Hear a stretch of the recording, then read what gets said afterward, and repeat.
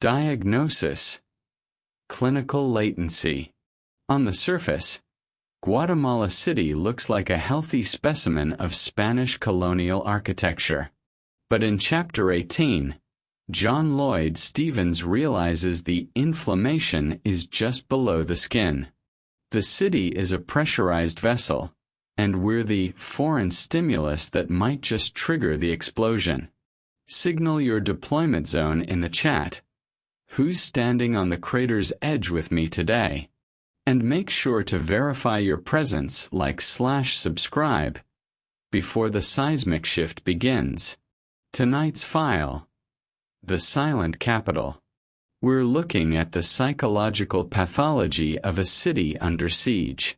Stevens describes a place that is melancholy and deadly quiet, like a patient in the moments before a systemic crash. As a student of biology, I find the hyper-vigilant stasis here fascinating.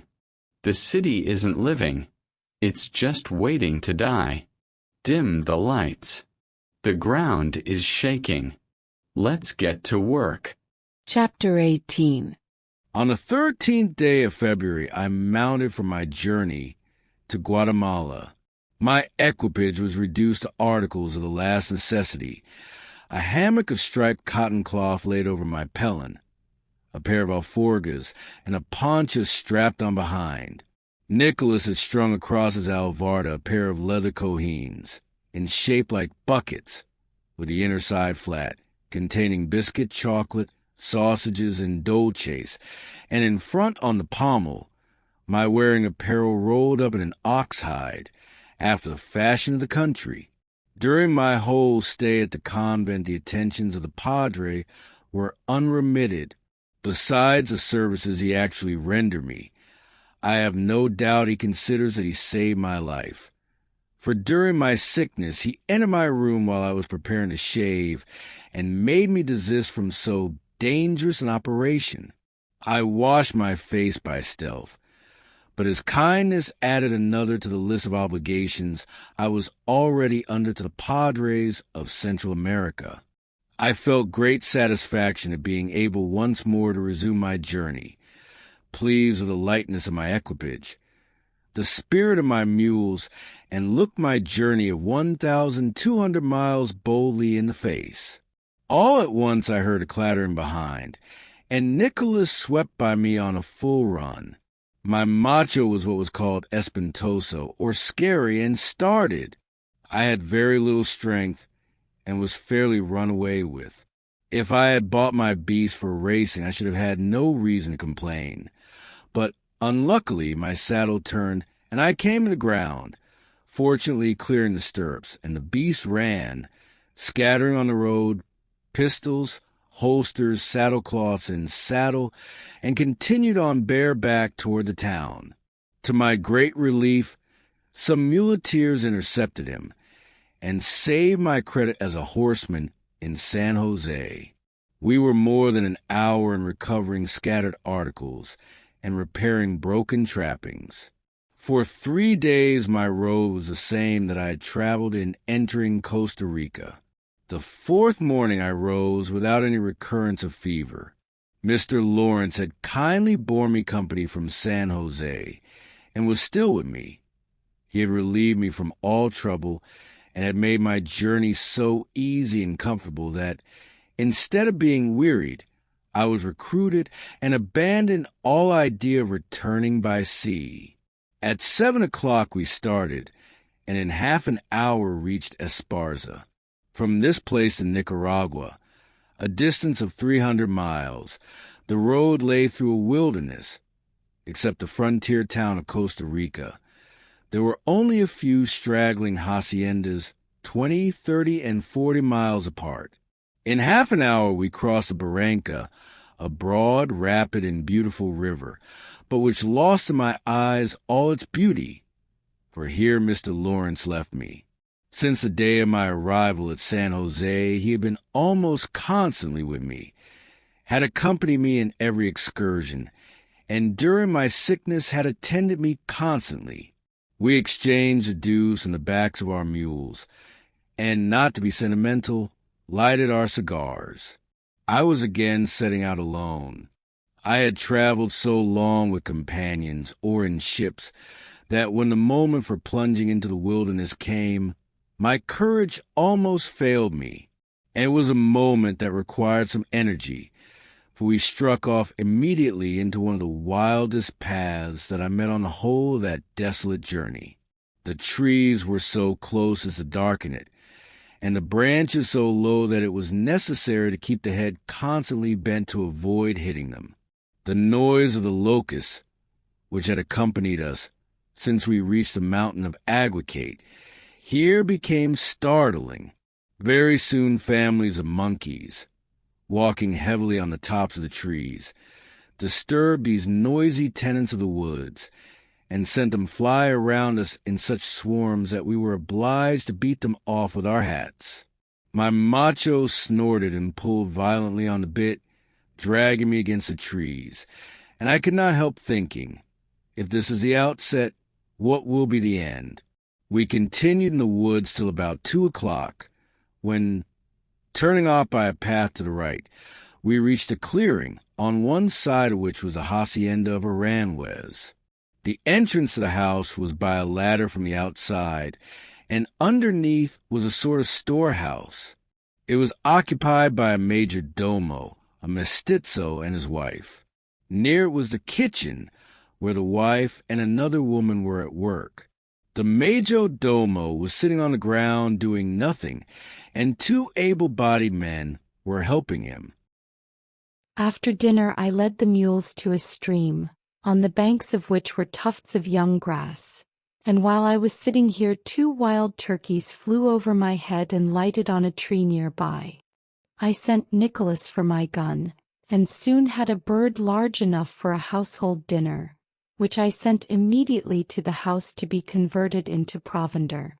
At sundown I returned and then discovered a deficiency in my preparations which I felt during the whole journey, viz. of candles.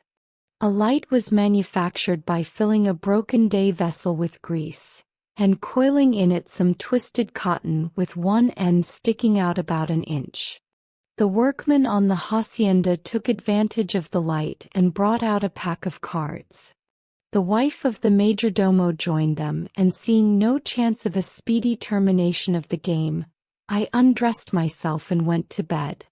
When they finished, the woman got into a bed directly opposite mine, and before lying down lighted another cigar. The men did the same on the floor until the cigars went out, continued discussing the game. The majordomo was already asleep in the hammock. All night the wife of the majordomo smoked, and the men snuffled and snored. At 2 o'clock I rose and went out of doors. The moon was shining, and the freshness of the morning air was grateful. I woke Nicolas, and paying the majordomo as he lay in his hammock, at 3 o'clock we resumed our journey. I was charmed with this place when we reached it and disgusted when we left. The people were kind and of as good disposition as the expectation of pay could make them, but their habits were intolerable. The freshness of the morning air restored my equanimity. The moon shed a glorious light over the clearing and lighted up the darkness of the forest. We heard only the surge of monkeys as, disturbed by our noise, they moved on the tops of the trees. At 8 o'clock we reached the river Lagartos, breaking rapidly over a bed of white sand and gravel, clear as crystal and shaded by trees, the branches of which met at the fording place and formed a complete arbor. We dismounted, took off the saddles from our mules and tied them to a tree, kindled a fire on the bank and breakfasted. Wild scenes had long lost the charm of novelty, but this I would not have exchanged for a déjeuner à la fourchette at the best restaurant of Paris. The wild turkey was not more than enough for my household, which consisted of Nicolas. Resuming our journey, we traveled all day, and as the sun was getting low, we came out into a large clearing, on one side of which stood the Hacienda of Santa Rosa. The house stood on the right, and directly in front, against the side of a hill, was a large cattle yard, enclosed by a hard clay wall, divided into 3 parts and filled with cows and calves.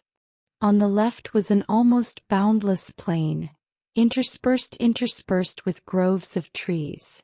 And as we rode up, a gentleman in the yard sent a servant to open the gate.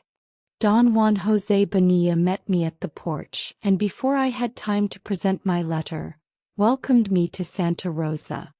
Don Juan was a native of Cartago, a gentleman by birth and education, and of one of the oldest families in Costa Rica. He had traveled over his own country and, what was very unusual in that region, had visited the United States, and though laboring under the disadvantage of not speaking the language, spoke with great interest of our institutions. He had been an active member of the Liberal Party, had labored to carry out its principles in the administration of the government, and to save his country from the disgrace of failing back into despotism. He had been persecuted, heavy contributions had been laid upon his property, and 4 years before he had withdrawn from Cartago and retired to this hacienda. But political animosity never dies. A detachment of soldiers was sent to arrest him, and that no suspicion might be excited, they were sent by sea, and landed at a port on the Pacific within the bounds of his own estate. Don Juan received an intimation of their approach, and sent a servant to reconnoiter, who returned with intelligence that they were within half a day's march. He mounted his horse to escape, but near his own gate was thrown and his leg badly broken. He was carried back insensible, and when the soldiers arrived they found him in bed, but they made him rise, put him on horseback, hurried him to the frontiers of the state, and left him, communicating to him his sentence of banishment and death if he returned. The boundary line of the state of Costa Rica is a river in the midst of a wilderness, and he was obliged to travel on horseback to Nicaragua, a journey of 4 days.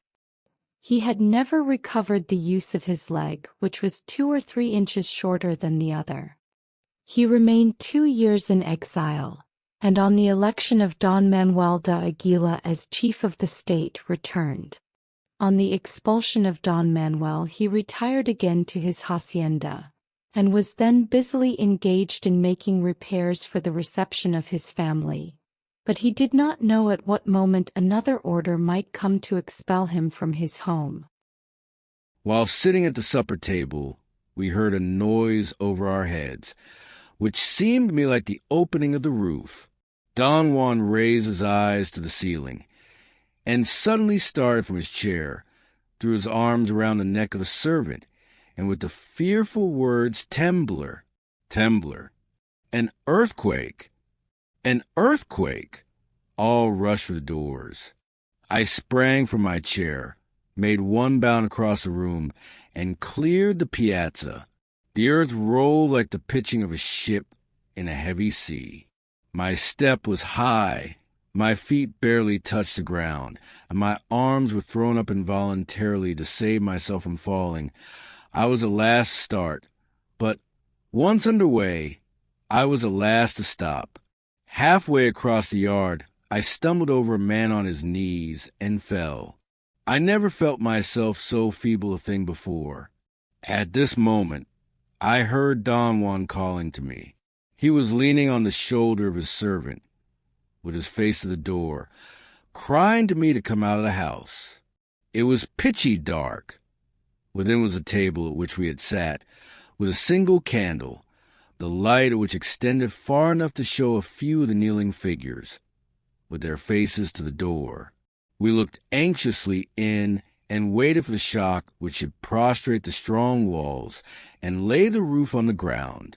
There was something awful in our position, with our faces to the door, shunning the place which at all other times offers shelter to man.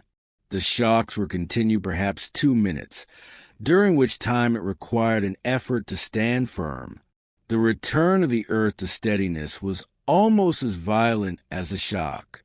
We waited a few minutes after the last vibration, when Don Juan said it was over, and assisted by a servant, entered the house. I had been the last to leave it, but I was the last to return, and my chair, lying with its back on the floor, gave an intimation of the haste with which I had decamped.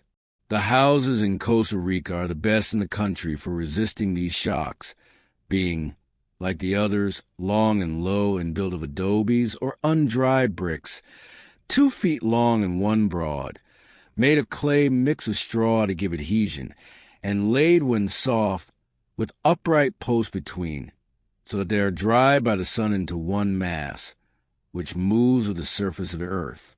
Early in the morning 2 horses were at the door, and 2 servants in attendance for a ride. Don Juan mounted the same horse which he had ridden in his exile, and was attended by the same servants. Heretofore I had always heard constant complaints of servants, and, to do them justice, I think they're the worst I ever knew, but Don Juan's were the best in the world, and it was evident that they thought he was the best master. The estate of Don Juan covered as much ground as a German principality, containing 200,000 acres, and was bounded on one side, for a long distance, by the Pacific Ocean. But a small portion of it was cultivated, not more than enough to raise maize for the workmen, and the rest was a roaming ground for cattle. More than 10,000 were wandering over it, almost as wild as a deer, and never seen except as they crossed a path in the woods, or at the season of lazo in them, for the purpose of taking an account of the increase. I had set out on this long journey without any cargo mule, from the difficulty of procuring one that could keep pace with the riding beasts, but we had felt the inconvenience of being encumbered with luggage, and, besides Don Juan's kindness to me at his house, he furnished me with one which he had broken expressly for his own use in rapid journeys between Cartago and the Hacienda, and which he warranted me, with a light load, would trot and keep up with mine. Late in the afternoon I left his hospitable dwelling. Don Juan, with his deaf and dumb boy, accompanied me a league on the way, when we dismounted and took leave of each other.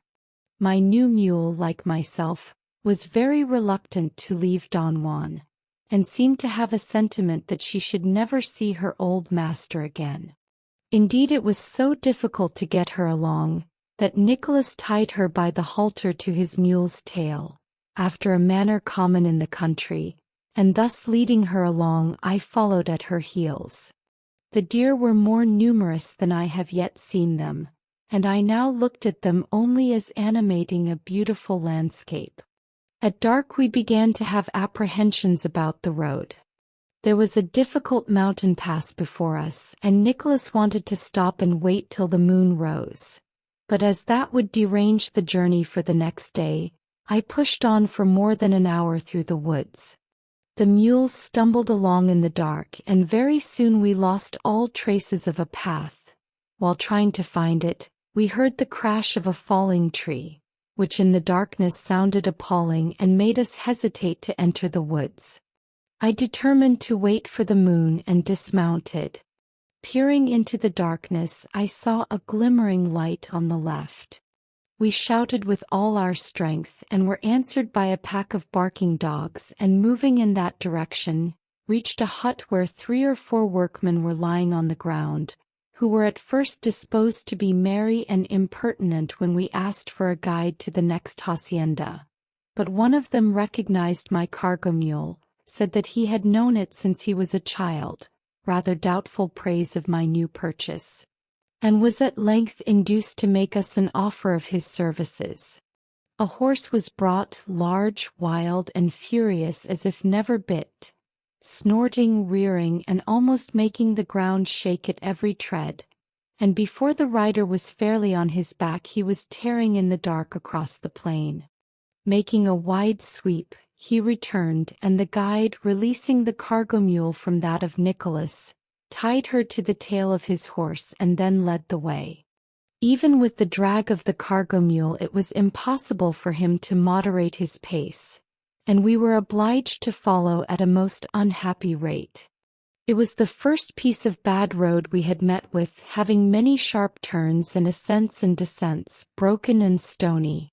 Fortunately, while we were in the woods, the moon rose, touched with a silvery light the tops of the trees, and when we reached the bank of the river it was almost as light as day. Here my guide left me, and I lost all confidence in the moon, for by her deceitful light I slipped into his hand a gold piece instead of a silver one, without either of us knowing it. As we ascended the bank after crossing the stream, the hacienda was in full sight. The occupants were in bed, but Don Manuel, to whom I was recommended by Don Juan, rose to receive me. At daylight the next morning, as the workmen on the hacienda were about going to work, we set off again. In an hour we heard the sound of a horn, giving notice of the approach of a drove of cattle. We drew up into the woods to let them pass, and they came with a cloud of dust, the faces of the drivers covered, and would have trampled to death anything that impeded their progress. Late in the afternoon we came into a broad avenue and saw marks of wheels. At dusk we reached the river which runs by the suburbs of Guanacaste, the frontier town of Costa Rica. The pass was occupied by an ox cart with 4 stubborn oxen, which would not go ahead and could not go back. We were detained half an hour, and it was dark when we entered. We passed through the plaza before the door of the church, which was lighted up for vespers, and rode to a house at which I had been directed to stop. Nicolas went in to make preliminary inquiries and returning told me to dismount and unloaded the luggage mule. I went in, took off my spurs and stretched myself on a bench. Soon it struck me that my host was not particularly glad to see me.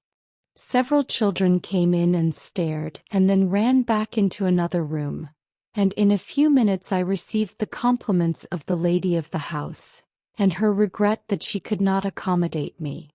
I was indignant at Nicolas, who had merely asked whether such a person lived there, and without more ado had sent me in. I left the house, and with the halter of my Macho in one hand and spurs in the other, and Nicolas following with the mules, sought the house of the commandant. I found him standing on the piazza with the key in his hand, and all his household stuff packed up outside, only waiting till the moon rose to set out for another post. I believe he regretted that he could not accommodate me, nor could he refer me to any other house, but he sent his servant to look for one, and I waited nearly an hour, up for a bidder. In the meantime, I made inquiries about my road. I did not wish to continue on the direct route to Nicaragua, but to go first to the port of San Juan on the Pacific, the proposed termination canal to connect the Atlantic and Pacific Oceans. The commandant regretted that I had not come one day sooner. He mentioned a fact of which I was aware before, that Mr. Bailey, an English gentleman, had been employed by the government to survey the canal route and had resided some time at the post, and added that since his departure it was perfectly desolate.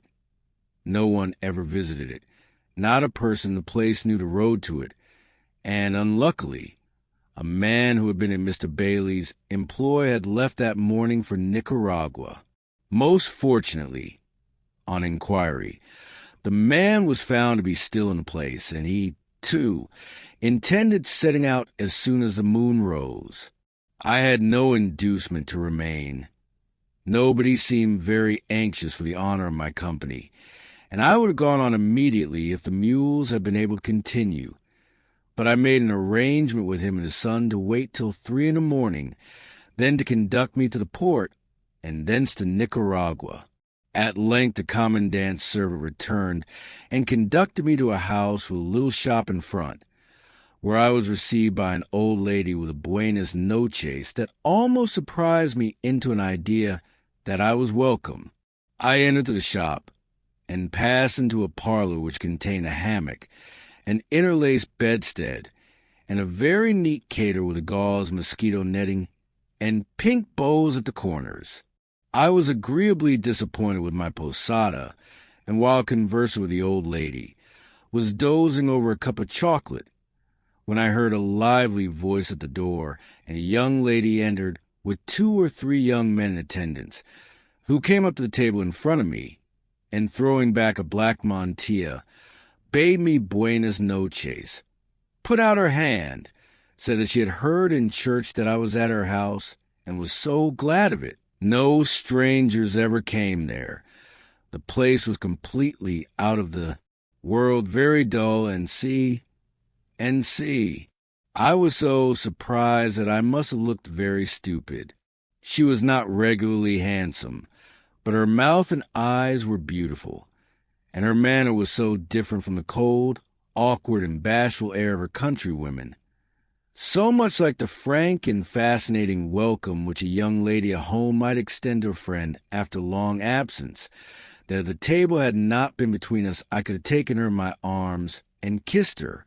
I pulled up my shirt collar and forgot all my troubles and perplexities, though living in that little remote town. Like young ladies in large cities, she had a fancy for strangers, which at that time I regarded as a delightful trait of character in a woman. Her everyday beaux had no chance. At first they were very civil to me, but they became short and crusty, and very much to my satisfaction, took themselves off. It was so long since I had felt the least interest in a woman that I gave myself a benefit.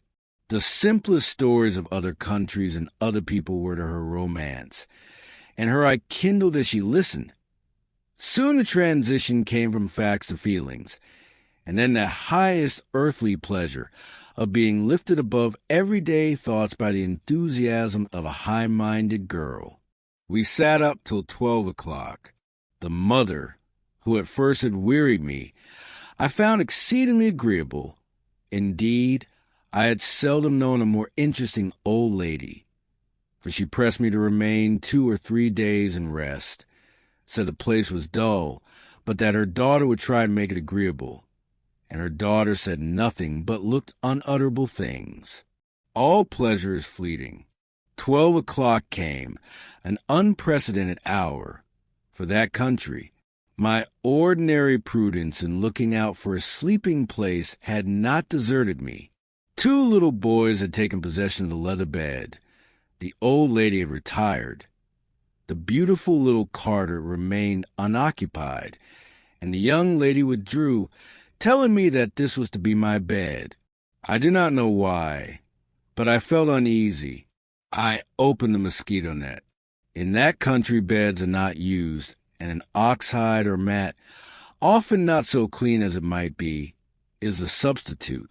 This was a mat very fine and clean as if perfectly new. At the head was a lovely pillow with a pink muslin covering, and over a thin white pillow cause with bewitching ruffle, whose cheek had rested on that pillow. I pulled off my coat, walked up and down the room, and waked up one of the boys. It was as I supposed.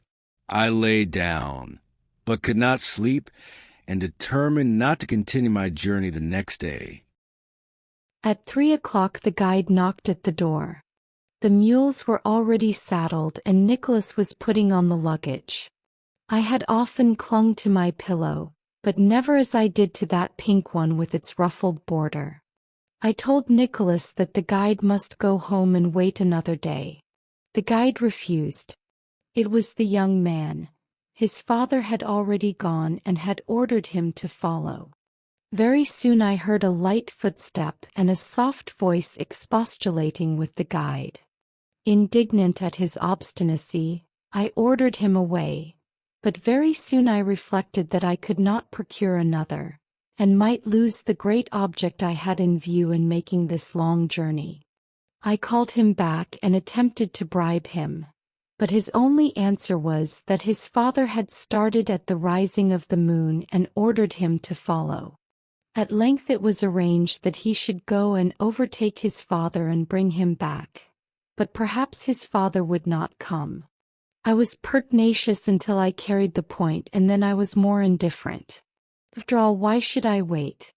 Nicolas said we could get our clothes washed in Nicaragua.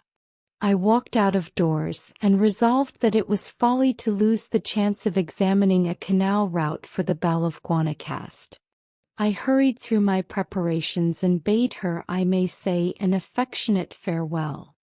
There is not the least chance that I shall ever see her again. Living in a secluded town, unknown beyond the borders of its unknown state, between the Andes and Pacific Ocean, probably she is already the happy wife of some worthy townsman, and has forgotten the stranger who owes to her some of the happiest moments he passed in Central America. It was now broad daylight. It was very rare that I had left a place with so much regret, but I turned my sorrow into anger, and wreaked it upon Nicolas and the guide. The wind was very high, and sweeping over the great plain, raised such clouds of dust as made riding both disagreeable and difficult. This ought to have had some effect in restoring my equanimity, but it did not. All day we had on our right the grand range of Cordilleras, and crowning it at this point the great volcanoes of Rincon and Orosi.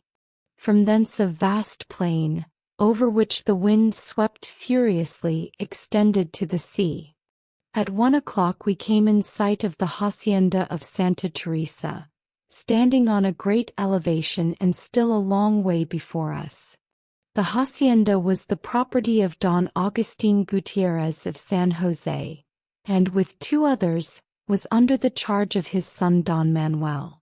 A letter from his father had informed him of my coming, and he received me as an old acquaintance. The situation of the house was finer than that of any I had seen. It was high and commanded a view of an immense plain, studded with trees in groups and in forest. The ocean was not visible, but we could see the opposite coast of the Gulf of Nicoya, and the point of the port of Culebra, the finest on the Pacific, only 3.5 leagues distant. The hacienda contained 1,000 maras and 400 horses, more than 100 of which were in sight from the door. It was grand enough to give the owner ideas of empire. Toward evening I counted from the door of the house 17 deer, and Don Manuel told me that he had a contract for furnishing 2,000 skins. In the season a good hunter gets 25 a day. Even the workmen will not eat them, and they are only shot for the hide and horns. He had 40 workmen, and an ox was killed every day. Near the house was an artificial lake, more than a mile in circumference, built as a drinking place for cattle. And yet the proprietors of these haciendas are not rich. The ground is worth absolutely nothing. The whole value is in the stock, and allowing £2 a head for the horses and maras would probably give the full value of this apparently magnificent estate.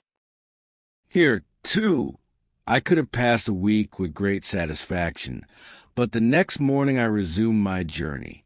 Though early in the dry season, the ground was parched, and the streams were dried up.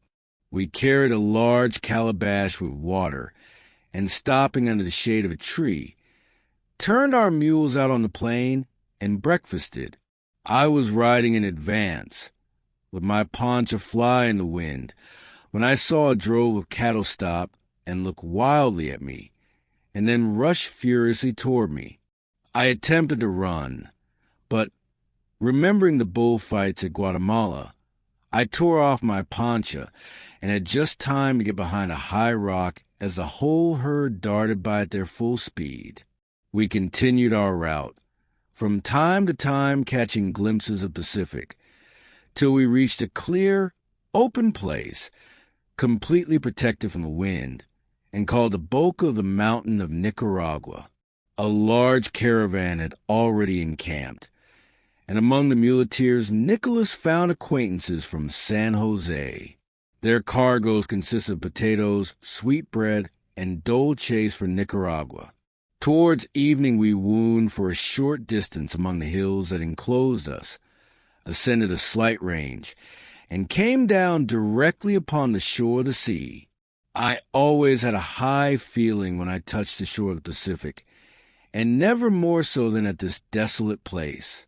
The waves rolled grandly and broke with a solemn roar. The mules were startled, and my Macho shrank from the heaving water.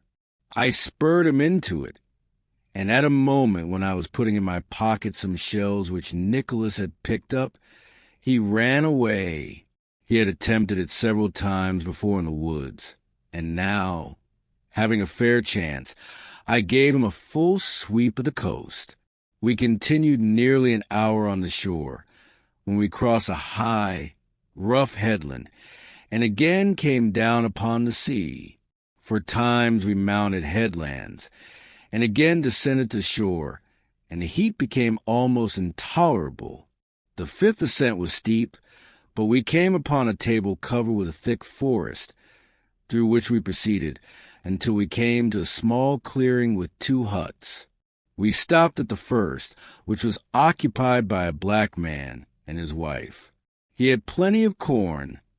There was a fine patch of ground near, so hemmed in by the woods that there was no danger of the mules escaping, and I hired the man and woman to sleep out of doors and give me the hovel to myself.